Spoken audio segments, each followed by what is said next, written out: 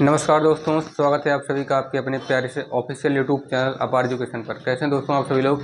आशा है अच्छे होंगे, पहले की तरह बहुत ही अच्छे होंगे, पढ़ रहे होंगे, मस्त होंगे और हमेशा की तरह आज भी इस बार भी तरह तरह की चल रही करंट अफेयर्स की डेली न्यूज अपडेट की खबरों से आप लोग अवगत होंगे और परिचित होंगे कि क्या चल रहा है हमारे देश विदेश की घटनाओं में। ठीक है, तो इसी कड़ी में जुड़ते हुए आज आपके सामने तरोताज़ा एकदम फ्रेश करंट अफेयर्स का अपडेट आपके सामने लेकर के आए हैं। ठीक है, आपको दिख रहा होगा व्हाइट बोर्ड में आज का डेट पड़ा है। ठीक है, 11 दिसंबर है, 12वां महीना 2025 और दिन जो है बृहस्पतिवार को जो है आपके सामने करंट अफेयर्स का फ्रेश अपडेट लेकर के आया गया है। ठीक है, तो इस वीडियो में आपको बहुत कुछ अच्छा जानने को, सीखने को, समझने को मिलेगा। बने रहिएगा स्टार्टिंग से लेकर के अंत तक। आइएगा स्टार्ट करते हैं, श्री गणेश करते हैं। ठीक है, तो 11 दिसंबर 2025 के दिन थर्सडे यानी कि बृहस्पतिवार के दिन डेली करंट अफेयर्स में आपका जी के जीएस जिसमें दोनों कवर होने वाला है। पहला प्रश्न है, हाल ही में किस त्यौहार को यूनेस्को की अमूर्त सांस्कृतिक विरासत की प्रतिनिधि की सूची में शामिल किया गया है? हाल ही में किस त्यौहार को यूनेस्को की अमूर्त सांस्कृतिक विरासत की प्रतिनिधि की सूची में शामिल किया गया, मतलब इंक्लूड किया गया। ठीक है, तो which festival has been included in the list of the member of intangible cultural heritage of UNESCO?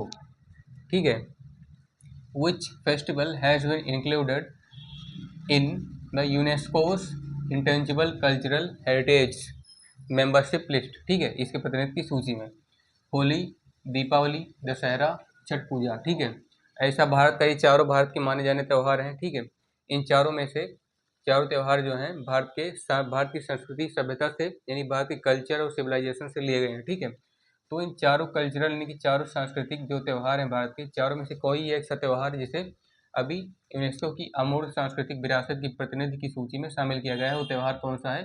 प्रकाश का त्यौहार, the light of the festival is Diwali. ठीक है, दीपावली। ठीक है, भारत के इस त्यौहार दीपावली को यूनेस्को की अमूर्त सांस्कृतिक विरासत की प्रतिनिधि यानी कि जो प्रतिनिधि मंडल होता है उनका प्रतिनिधि मंडल, मतलब जैसे मेंबरशिप जैसा आप लोग बोलते हैं। ठीक है, तो इस अमूर्त सांस्कृतिक विरासत की प्रतिनिधि की सूची में शामिल किया गया है। तो Diwali festival has been included in the UNESCO's intangible cultural heritage membership list. ठीक है, रिसेंटली। दूसरा प्रश्न क्या है, ग्लोबल एआई शो 2025 की मेजबानी कौन सा शहर कर रहा है? रिसेंटली या फिर आप लोग कह सकते हैं now, which city is hosting the global AI show 2025? ठीक है, इसकी कौन सी मेजबानी कर रहा है, कौन सा देश ग्लोबल एआई शो 2025 की मेजबानी? दुबई, शारजाह, अबू धाबी और रियाद। बता दें आपको, ये जो शहर अबू धाबी है, ठीक है, अबू धाबी शहर जो है इस बार जो ग्लोबल एआई शो 2025 होने वाला है इसकी मेजबानी कर रहा है। ठीक है, अबू धाबी। आप लोग समझ जाइएगा, अबू धाबी यानी कि यहाँ पर जो थर्ड वाला ऑप्शन है सी वो सही हो जाएगा। अबू धाबी होस्ट कर रहा है कौन सा ग्लोबल एआई शो 2025? तो Abu Dhabi is hosting global AI show 2025। ठीक है, रिसेंटली। तीसरा प्रश्न क्या है, टेस्ट, ओडीआई और T20 ये तीनों जो है टेस्ट में, ओडीआई में और T20 में, ये दोनों क्रिकेट हैं। ठीक है, क्रिकेट के टाइप हैं। टेस्ट है एक होता है, एक ओडीआई होता है, एक T20 होता है। तो इन तीनों फॉर्मेट में कम से कम 100 विकेट लेने वाले पहले भारतीय गेंदबाज कौन बन गए हैं? ठीक है, क्रिकेट के टाइप के क्वेश्चन भी बनते हैं आपसे, हमने कहा था जितने भी इंपॉर्टेंट सेक्टर्स हैं, इंपॉर्टेंट फील्ड्स हैं, ठीक है, उनके क्वेश्चंस जो कि न्यूज अपडेट में शामिल होते हैं उनके करंट अफेयर्स में आपके पूछे जाते हैं। ठीक है, तो आपका चाहे सांस्कृतिक, राजनीतिक, सामाजिक हो या फिर कोई भी एक अच्छा खासा विषय हो जो चर्चा में रहा हो तो उससे प्रश्न बन सकते हैं। तो ये क्रिकेट की बात आ गई तो इससे भी प्रश्न बना है। टेस्ट तो यानी कि टेस्ट में, ओडीआई में और T20 में तीनों फॉर्मेट में कम से कम 100 विकेट लेने वाले पहले भारतीय गेंदबाज कौन बन गए हैं? ठीक है, आप लोग अगर स्पोर्ट देखते होंगे, मैच देखते होंगे क्रिकेट में, अगर इंटरेस्ट होगा तो आप लोग समझ गए होंगे कौन भारतीय गेंदबाज हैं। ठीक है, तो तीनों फॉर्मेट में है ना, कौन बन गए? तो who has become the Indian who has become the first Indian bowler at least taking at least 100 wicket in third format, first, second and third, test, ODI and T20। ठीक है, मोहम्मद सिराज, भुवनेश्वर कुमार, जसप्रीत बुमराह और रविंद्र जडेजा। चारों क्रिकेटर हैं, मतलब क्रिकेटर भी हो सकते हैं, बॉलर भी हो सकते हैं या फिर बैटर भी हो सकते हैं, ठीक है। तो देखिएगा, आइएगा शुरुआत से देखते हैं। मोहम्मद सिराज, भुवनेश्वर कुमार, जसप्रीत बुमराह और रविंद्र जडेजा। तो बता दें आपको, जसप्रीत बुमराह, ठीक है, जसप्रीत बुमराह जो नाम है, जो इंडिया के नहीं, भारत के पहले बॉलर बन गए हैं जिन्होंने कम से कम 100 विकेट लिया है, ठीक है, यानी कि 100 विकेट इन्होंने लिया है और 100 विकेट लेने के साथ ही भारत के पहले गेंदबाज बन गए हैं। तो Jasprit Bumrah has become the first Indian bowler to take at least 100 wicket in the first, second and third format, यानी तीनों फॉर्मेट में, ठीक है, in all 3 formats, test, ODI and T20। Test में, ओडीआई में और T20 में, इनमें तीनों में से मिलाकर 100 विकेट ये कम से कम लिए हैं, ठीक है। तो जसप्रीत बुमराह 100 विकेट लेने वाले, कम से कम 100 विकेट लेने वाले पहले ऐसे भारतीय गेंदबाज बन गए हैं। चौथा प्रश्न है, श्रम एवं रोजगार मंत्रालय ने भारत के कार्यबल को वैश्विक अवसरों के लिए तैयार करने हेतु किस कंपनी के साथ समझौता ज्ञापन पर साइन किया है या हस्ताक्षर किया है, ठीक है। कौन सा मंत्रालय है? श्रम एवं रोजगार मंत्रालय।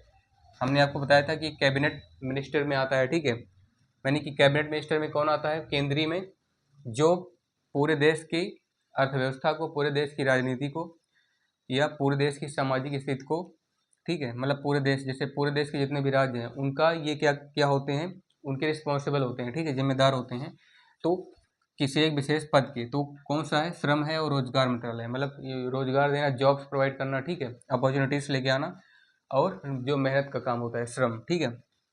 तो ministry of diligence and jobs affairs, ठीक है। तो इस मंत्रालय ने भारत के ऐसे कार्यबल को वैश्विक अवसरों के लिए, यानी कि जो ग्लोबल लेवल की अपॉर्चुनिटीज़ होती हैं, ग्लोबल लेवल के जो चांस होते हैं, उनको उसकी तैयार करने के लिए किस कंपनी के साथ समझौता ज्ञापन पर हस्ताक्षर किया है? तो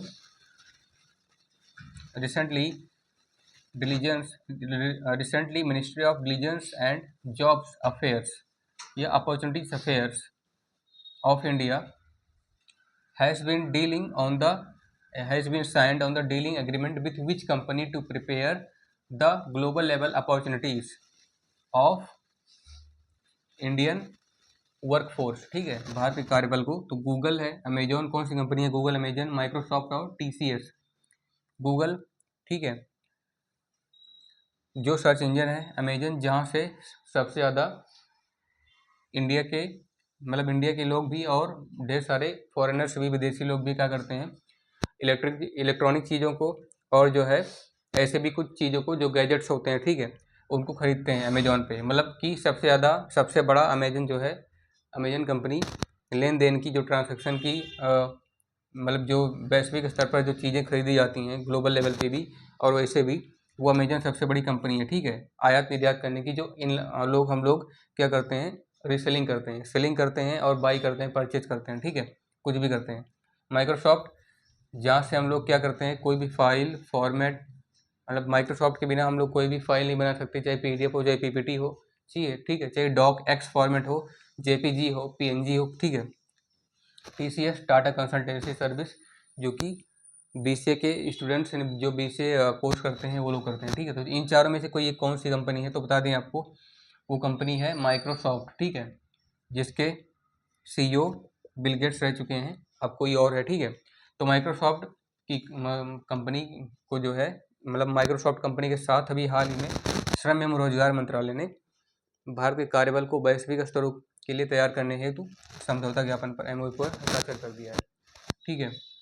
तो recently diligence and working affairs, ministry of diligence and Jobs or Opportunities Affairs has been signed on the dealing agreement with Microsoft company to prepare the global level opportunities of the workforce of India, ठीक है, Microsoft के साथ sign किया है।